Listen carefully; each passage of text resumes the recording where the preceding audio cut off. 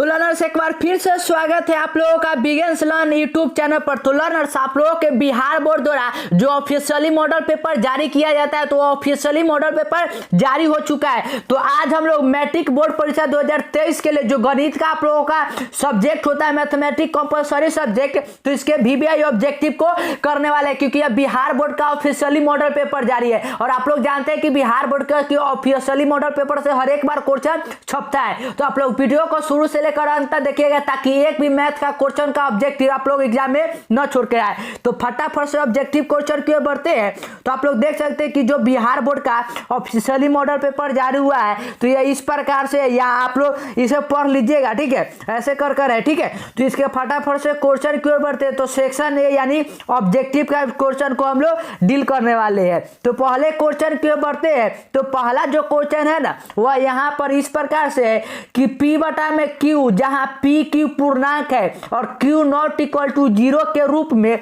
0.41 के बार है, ठीक है, को लिखा जा सकता है। पूछा गया है कि जो यहाँ पर 0.41 का बार है ना इसको हम लोग कैसे लिख सकते हैं। तो बार का मतलब क्या होता है कि वो लगातार संख्या रिपीट हो रहा है, जैसे कि 0.4141 ऐसे करके वो लगातार रिपीट हो रहा है। तो इसको हम लोग कैसे लिख सकते हैं। तो इसका ट्रिक मैंने बताया था कि अगर दो संख्या हो ना तो पहले संख्या जो ऊपर है उसे लिख लीजिए और 100 में से 10 घटा दीजिए तो 90। तो 41 बटा में 90 जो होना जाएगा वो हम लोगों का राइट आंसर हो जाएगा। और ये कहाँ है तो ये हमारे ऑप्शन नंबर बी में। तो right answer option number B हो जाएगा। क्वेश्चन नंबर 2 की ओर बढ़ते हैं। तो क्वेश्चन नंबर 2 इस प्रकार से है कि निम्नलिखित में से कौन अपरिमेय संख्या है। यह बिहार बोर्ड का ऑफिशियली मॉडल पेपर है। तो आप लोग हर एक क्वेश्चन को सॉल्व करिएगा। क्या है कि अपरिमेय संख्या कौन है। तो अपरिमेय संख्या कौन सा होता है जिसको हम लोग P बटा Q फॉर्म में नहीं लिख सकते, ठीक है। तो P बटा Q फॉर्म में नहीं लिख सकते। तो यहाँ पर देखिएगा तो 100 है रूट के अंदर, तो रूट अंडर 9 है, तो 9 किसका वर्गमूल होता है तो आप लोग कहिएगा 3 को, यानी यह 3 है तो 3 तो P बटा Q लिखा जाएगा। 16 है तो यह 4 बटा में 1 यानी यह भी लिखा जाएगा। लेकिन रूट अंडर 8 किसी भी संख्या का पूर्ण वर्गमूल होता है तो आप लोग कहिएगा कि नहीं होता है। तो यही क्या हो जाएगा तो यही अपरिमेय संख्या होगा। तो right answer option number B हो जाएगा, रूट अंडर 8। क्वेश्चन नंबर 3 की ओर बढ़ते तो क्वेश्चन नंबर 3 इस प्रकार से है कि बहुपद 6x - 11 का शून्यक है। पूछा गया कि 6x - 11 का शून्यक क्या है। तो शून्यक तो निकालना बहुत इजी क्वेश्चन। ये क्या होता है कि इसको हम लोग 0 को बराबर करते हैं। तो 6x - 11 इक्वल टू 0। अब हम लोग x का मान निकालना तो ये हो जाएगा x इक्वल टू 21 बटा में 6 और 3 से काटेगा तो ये हो जाएगा 17 21 और ये हो जाएगा 2। तो 7 बटा में 2 जो होना जाएगा वो हम लोगों का राइट आंसर हो जाएगा। और ये कहाँ है तो ये हमारे ऑप्शन नंबर बी में है, तो सॉरी ए में। तो right answer option number A हो जाएगा 7 बटा में 2। क्वेश्चन नंबर 4 की ओर बढ़ते तो क्वेश्चन नंबर 4 इस प्रकार से है कि बहुपद x² - 10x + 25 का घात है। पूछा गया है कि घात क्या है। तो घात सबसे पहले क्या होता है कि अगर कोई आप लोगों को दिया हुआ है इक्वेशन तो उसमें क्या है कि देखते हैं कि जो चर होता है, चर मतलब कि x y z a वाला टर्म, तो उस समय उसका पावर कितना है। तो पावर यहाँ पर देखिएगा तो x² है, कितना है x² मतलब 2 है। तो घात इसका कितना हो जाएगा तो 2 हो जाएगा। तो right answer option number B हो जाएगा 2। क्वेश्चन नंबर 5 की ओर बढ़ते तो क्वेश्चन नंबर 5 इस प्रकार से है कि निम्नलिखित में से कौन द्विघात समीकरण है। पूछा गया है कि इसमें से कौन सा है ना चारों में से द्विघात समीकरण है। तो द्विघात समीकरण मतलब क्या है कि उसका जो घात होना चाहिए ना वह 2 होना चाहिए, 2 से ज्यादा नहीं होना चाहिए, ठीक है। तो ऑप्शन नंबर ए में देखिएगा तो x² है लेकिन यहाँ पर रूट में तो ये नहीं होगा। यहाँ पर x - 1 का क्यू है, ठीक है, और 3 पावर चल गया मतलब 3 आएगा तो ये भी नहीं होगा। लेकिन ऑप्शन नंबर सी में देखिए तो यहाँ पर है x + 1 का होल स्क्वायर, ठीक है, मतलब क्या है कि यह एक द्विघात समीकरण है। तो right answer option number C हो जाएगा राइट आंसर, ठीक है। तो क्वेश्चन नंबर 6 की ओर बढ़ते हैं तो क्वेश्चन नंबर 6 इस प्रकार से है कि यदि m तथा n अभाज्य संख्या है तो m³ क्या है कि m³ n² और m² n का मौसा होगा, ठीक है। इसका पूछा गया है कि मौसा क्या होगा। तो याद रखिएगा इसका जो मौसा होना जाएगा वह हो जाएगा m² n, कितना हो जाएगा m² n। क्वेश्चन नंबर 7 की ओर बढ़ते हैं। तो क्वेश्चन नंबर 7 इस प्रकार से है कि यदि एक ए और 18 का लसा 36 और ए और 18 का लसा 2 है तो ए का मान पूछा गया है। ठीक है, तो ये तो बहुत इजी क्वेश्चन है। हमने क्या पढ़ा है कि अगर दो संख्या का मौसा और हमें लसा दिया हुआ है तो उसका पहले हम लोग गुना करते हैं, तो ए गुने 18 हो जाएगा और लसा ऊपर आता है तो लसा हो जाएगा 36 और बटा में हो जाएगा 2, 2 से 36 काटिएगा तो 18 और 18 से 18 कट गया, तो ए का मान हमें कितना मिल गया, तो 1। तो ए का मान जो होना जाएगा वो 1 हो जाएगा। तो 1 कहाँ है, तो ये हमारे ऑप्शन नंबर डी में है। तो right answer option number D हो जाएगा। क्वेश्चन नंबर 8 की ओर बढ़ते हैं। तो क्वेश्चन नंबर 8 इस प्रकार से है कि दो अपरिमेय संख्या 2 + √3 तथा 2 - √3 का गुणनफल 1 पूछा गया है कि इसका गुणनफल जो होगा ना वह क्या होगा, क्या परिमेय होगा या अपरिमेय या दोनों होगा, या इनमें से कोई नहीं। और ये सभी क्वेश्चन बिहार बोर्ड का ऑफिशियली मॉडल पेपर है, तो सभी क्वेश्चन छपेंगे ही छपेंगे। तो आप लोग वीडियो पर को अगर चैनल पर नए हैं तो चैनल को सब्सक्राइब कर लीजिएगा और वीडियो को लाइक कर लीजिएगा और एक भी क्वेश्चन को नहीं छोड़िएगा। तो इसको गुना करके देख लेते हैं हम लोग। तो 2 + √3 और ये हो जाएगा 2 - √3। तो इसका फॉर्मूला होता है a² - b², तो ये हो जाएगा 4 और स्क्वायर करिएगा तो 3, तो 4 में से 3 जाएगा तो 1 और 1 क्या है, तो आप लोग एक परिमेय संख्या है। तो इसका राइट आंसर जो नहीं जाएगा वो ऑप्शन नंबर ए हो जाएगा, परिमेय संख्या। क्वेश्चन नंबर 9 की ओर बढ़ते हैं। तो क्वेश्चन नंबर 9 इस प्रकार से है कि दुर्घात बहुपद x² + x - 20 के शून्यक है। इसके पूछा गया है कि शून्य क्या है। तो शून्य ज्ञात करने के लिए ना हम लोग इसमें क्या करेंगे कि जो पूर्ण वर्ग वाला होता है ना, कि मतलब कि रूट बनाने वाला, तो वही करेंगे। तो ये हो जाएगा x², 20 को हम लोग कैसे तोड़ेंगे, तो 5 × 20 और 20 में से 4 जाएगा तो 1, यानी 5x - 4x - 20 हो जाएगा। और यहाँ से आप लोग x कॉमन लीजिएगा तो ये हो जाएगा x + 5 और यहाँ से 4 कॉमन लीजिएगा -4 तो ये हो जाएगा x + 5। तो यहाँ से x का मान कितना मिलेगा, तो 1 मिलेगा -5 और 1 मिलेगा 4। तो -5 और 4 जो होना जाएगा वो हम लोगों का शून्यक हो जाएगा। और -5 और 4 का है तो आप लोग ये है कि ऑप्शन नंबर सी में है। तो right answer option number C हो जाएगा, -5 और 4।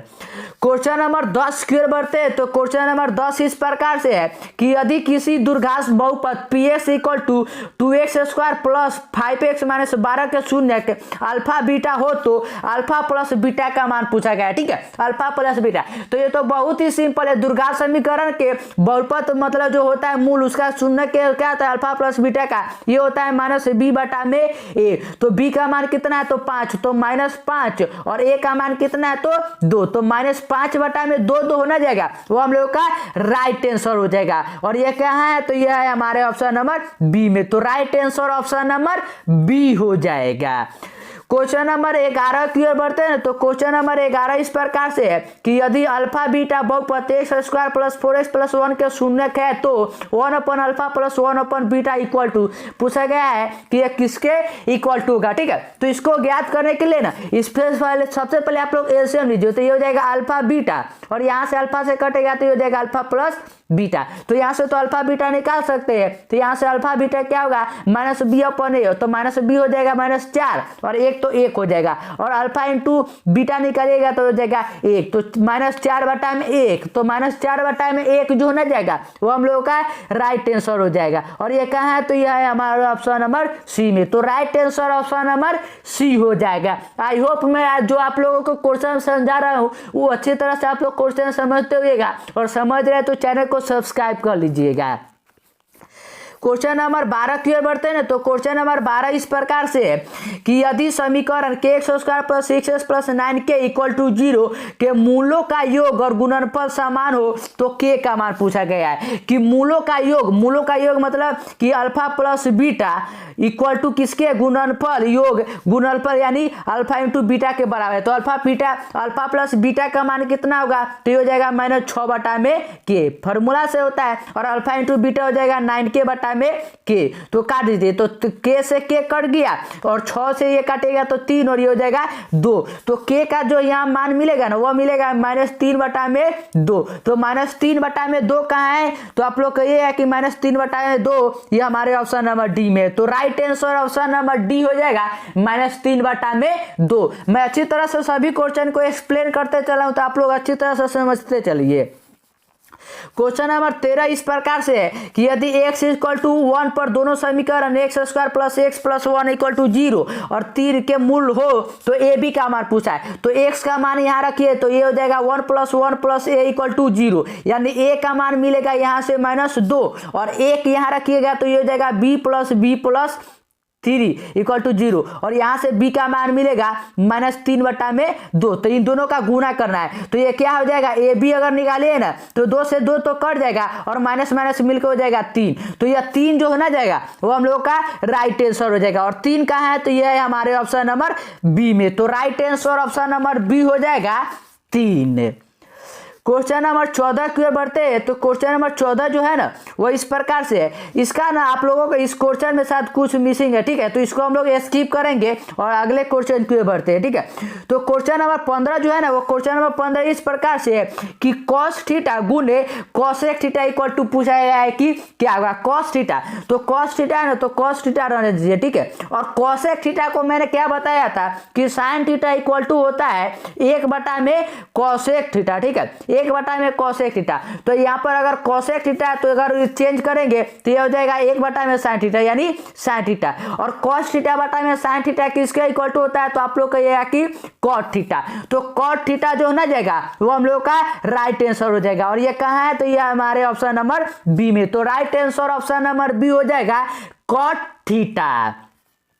क्वेश्चन नंबर 16 की ओर बढ़ते हैं। तो क्वेश्चन नंबर 16 इस प्रकार से है कि यदि बहुपद X square plus X minus B के शून्य के एक दूसरे के व्युत्क्रम हो तो पूछा गया है कि बी किसके बराबर होगा, व्युत्क्रम हो, ठीक है, पूछा गया है कि व्युत्क्रम, व्युत्क्रम मतलब कि उल्टा। तो अगर गुणा अगर दोनों व्युत्क्रम है तो अल्फा अल्फा कट जाएगा और ये हो जाएगा बी। तो बी का मान यहाँ से कितना निकलेगा तो आप लोग कहिएगा कि -1। तो बी का मान कितना हो गया तो -1। तो -1 कहाँ है तो ये हो जाएगा option number C -1। Question number 17 की ओर बढ़ते हैं ना। तो क्वेश्चन नंबर 17 इस प्रकार से है कि यदि समीकरण X square plus B X plus C equal to 0 मूल समान हो तो प्रत्येक मूल का मान पूछा गया है कि अगर मूल इसका समान हो, जैसे कि मूल हमने मान लिया कि एक अल्फा है और दूसरा भी अल्फा है, मूल समान है तो दोनों मूल समान है तो इसका अल्फा निकालिएगा तो अल्फा अल्फा मिलकर हो जाएगा 2 अल्फा और इसका हो जाएगा -b/a। तो अल्फा निकालिएगा तो -b/2a।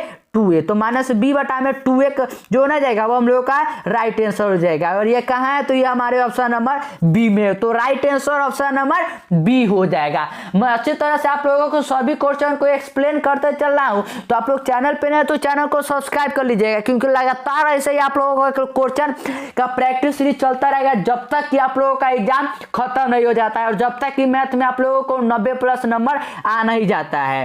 क्वेश्चन नंबर 18 की ओर बढ़ते हैं ना। तो क्वेश्चन नंबर 18 इस प्रकार से है कि x + 2 और x - 2 इक्वल टू बराबर इंटू में बराबर 5 के तो मूल निम्नलिखित में से कौन होगा, ठीक है, मूल निम्नलिखित में से कौन होगा। तो सबसे पहले मूल निकालने के लिए इसको गुना करेंगे। तो अगर x + 2 और x - 2 है तो फॉर्मूला से हो जाएगा x² - 4 इक्वल टू हो जाएगा 5 और हमें x का मान चाहिए तो ये हो जाएगा x = 4 उस तरफ जाएगा तो 5 4 हो गए 9। तो यहाँ से x का मान कितना मिलेगा तो +-3। तो +-3 जो हो जाएगा वो हम लोगों का राइट आंसर हो जाएगा और ये कहाँ है तो ये हमारे ऑप्शन नंबर बी में। तो right answer option number B हो जाएगा +-3। क्वेश्चन नंबर 19 की ओर बढ़ते हैं। तो क्वेश्चन नंबर 19 इस प्रकार से है कि यदि किसी दुर्घात बहुपद ph = x² + bx + c के शून्य 6 और -2 तो b और c का मान क्रमशः पूछा गया है। तो b और c का मान कैसे निकलेगा तो b और c का अल्फा प्लस बीटा निकालिएगा तो अल्फा का मान यहाँ पर कितना है तो 6 है, बीटा का मान कितना है तो -2 है, ठीक है, -2। तो अल्फा प्लस बीटा निकालिएगा तो हो जाएगा 6 - 2 यानी 4 और बीटा कितना निकलता है -b। तो b का मान यहाँ से मिल जाएगा -4। b का मान कितना मिला -4 और c निकालिएगा तो c इक्वल टू हो जाएगा गुना करिएगा तो -12। तो -4 और -12 जो ना जाएगा वो हम लोगों का राइट आंसर हो जाएगा और ये कहाँ है तो ये हमारे ऑप्शन नंबर डी में है। तो right answer option number D हो जाएगा -4 -12। क्वेश्चन नंबर 20 की ओर बढ़ते हैं। तो क्वेश्चन नंबर 20 इस प्रकार से है कि निम्नलिखित में से कौन रैखिक बहुपद है। पूछा गया है कि इन चारों में से वह कौन है जो एक रैखिक बहुपद है। तो रैखिक बहुपद कौन सा होता है, जिसका घात जो होता है ना, जिसका घात वह एक होता है। ठीक है, कितना होता है, एक। तो एक इसमें देखिएगा तो किसका है, तो आप लोग का ये है कि ऑप्शन नंबर ए ही का है, क्योंकि एक्स का इसमें पावर कितना है, तो एक। तो right answer option number A हो जाएगा 2x - 9√5। क्वेश्चन नंबर 21 की ओर बढ़ते हैं। तो क्वेश्चन नंबर 21 बहुत ही ज्यादा इजी क्वेश्चन है। ठीक है, और ये बहुत ही ज्यादा बीबीआई क्वेश्चन भी है। ठीक है, तो इसे आप लोग अच्छी तरह से याद कर लीजिए। क्या है कि एक दीर्घात बहुपद के शून्यकों का अधिकतम संख्या है। एक दीर्घात बहुपद होगा तो उसका शून्य कितना होगा, तो ये तो सिंपल है, त्रिघात मतलब 3 गो है, तो उसका शून्यकों का भी संख्या कितना होगा, तो 3 ही होगा। तो right answer option number C हो जाएगा 3। और ये सभी क्वेश्चन बिहार बोर्ड का ऑफिशियली है, मतलब कि ये सभी क्वेश्चन आपके एग्जाम में मिलेंगे ही मिलेंगे। तो आप लोग एक भी क्वेश्चन को मिस नहीं करिए। ठीक है, और अच्छी तरह से सभी क्वेश्चन को बनाते चलिए। क्वेश्चन नंबर 22 की ओर बढ़ते हैं। तो क्वेश्चन नंबर 22 इस प्रकार से है कि बहुपद MQ - 3M² - M+3 के शून्यकों का योग। शून्यकों का योग मतलब कि alpha plus beta plus gamma का योग। तो ये कितना होता है, ये होता है -b/a। तो -b यानी 3। तो 3 जो होना जाएगा वो हम लोग का राइट आंसर हो जाएगा। और 3 कहाँ है, तो ये है हमारे ऑप्शन नंबर सी में। तो right answer option number C हो जाएगा 3। क्वेश्चन नंबर 23 की ओर बढ़ते हैं। तो क्वेश्चन नंबर 23 इसका तो आंसर आप लोगों को ना कह सकते हैं कि जो नबी पढ़ा होगा ना, सिर्फ जानता होगा दुर्घात बहुपद के बारे में, वो भी बता देगा कि समीकरण इसका विवेचक पूछा गया है कि इसका विवेचक क्या होगा। ठीक है, लेकिन आप लोग ध्यान से, यहाँ पर क्या है कि यहाँ पर आप लोग का होता है कि यहाँ पर ए रहता है, लेकिन यहाँ पर देखिए बी है, बी, और यहाँ पर भी बी है। तो ध्यान से आप लोग क्या करिएगा कि इसका आंसर ना आप लोग कमेंट सेक्शन में बताइएगा। क्या है कि आप लोग इसका आंसर कमेंट सेक्शन में बताइएगा। हम देखना चाहते हैं कि आप लोगों का कितना IQ जो है ना वो तेज है। यहाँ पर ध्यान से आप लोग बताइएगा, क्योंकि यहाँ पर दोनों तरफ दोनों यहाँ बी है। ठीक है, तो अगले क्वेश्चन की ओर बढ़ते हैं। तो क्वेश्चन नंबर 24 इस प्रकार से है कि यदि x - 2 = 2, x - y = 2 और x + y = 10 है, तो x और y का मान, तो ये तो सिंपल है, x - y = हो जाएगा 2 और ये हो जाएगा x + y = 10। क्या करिए कि दोनों को जोड़ दीजिए, तो जोड़िएगा तो y से y कट जाएगा, ये हो जाएगा 2x = 12। तो x का मान यहाँ से हमें कितना मिल गया, तो x का मान मिल गया 6, और 6 यहाँ पर पुट करिएगा तो 6, और 6 में यहाँ से जाएगा तो 4, तो कितना मिलेगा, तो 6 4। तो 6 4 कौन सा है, तो ये हमारे ऑप्शन नंबर सी में। तो right answer option number C हो जाएगा 6 4। क्वेश्चन नंबर 25 की ओर बढ़ते हैं ना। तो क्वेश्चन नंबर 25 इस प्रकार से कि यदि 5a b तथा 11 समांतर श्रेणी में है तो a + b का मान पूछा गया है कि a + b का मान क्या होगा। तो AP में है मतलब क्या है कि अगर ये 5 है तो ये होगा 7, ये होगा 9 और ये होगा 11। तो a का मान है 7 और b का मान है 9। तो इन दोनों को जोड़िएगा तो 9 7 मिलकर कितना हो जाएगा, तो 16। तो 16 जो होना जाएगा वो हम लोगों का राइट आंसर हो जाएगा। और 16 कहाँ है, तो आप लोग का ये है कि हमारे ऑप्शन नंबर डी में है। तो right answer option number D हो जाएगा 16। क्वेश्चन नंबर 26 की ओर बढ़ते हैं। तो क्वेश्चन नंबर 26 इस प्रकार से है कि समानांतर श्रेणी 1/p 1 - p/p और 1 - 2p/p का सार्वभौमत्तर अंतर मतलब d का मान पूछा गया। तो d का मान कैसे निकलता है कि a2 - a1 करते हैं। तो a2 कितना है, तो आप लोग कहिए कि 1 - p/p 1 - p/p -1/p। तो यहाँ से p कॉमन लीजिए, तो एलसीएम लीजिए, तो p यह हो जाएगा 1 - p और -1। तो -1 से क्या है कि 1 कट जाएगा और p से p भी कट जाएगा और कितना मिलेगा, तो -1। तो -1 जो ना जाएगा वो हम लोगों का सार्वभौमत्तर हो जाएगा। और -1 कहाँ है, तो ये हमारे ऑप्शन नंबर सी में है। तो right answer option number C हो जाएगा। क्वेश्चन नंबर 27 की ओर बढ़ते हैं। तो क्वेश्चन नंबर 27 इस प्रकार से है कि AP 10 7 4 का तीसरा पद पूछा है। तो ये तो बहुत ईजी, फॉर्मूला क्या होता है, TN = होता है a + n - 1 × d। a का मान कितना है, तो आप लोग कहिएगा कि 10 है, n का मान कितना है, तो 30 में से 1 जाएगा तो 29 और d का मान 7 में से 10 जाएगा तो -3, तो -3 और इसे घटा के आप लोग लाइएगा ना तो आंसर मिलेगा आप लोगों को -77। तो right answer option number C हो जाएगा।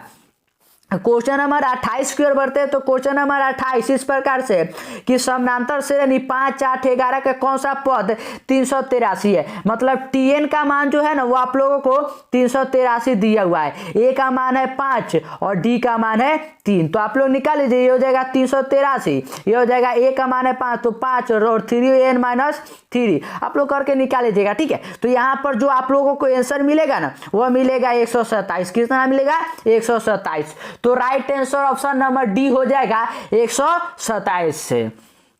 क्वेश्चन नंबर 29 की ओर बढ़ते तो क्वेश्चन नंबर 29 इस प्रकार से है कि निम्नलिखित में से कौन √3/2 के बराबर है। तो ये तो बहुत ही इजी क्वेश्चन है। हम लोग जानते हैं कि sin 60 का जो मान होता है ना वो √3/2 होता है। तो sin 60 का है तो आप लोग का ये है कि ऑप्शन नंबर बी में है। तो right answer option number B हो जाएगा sin 60।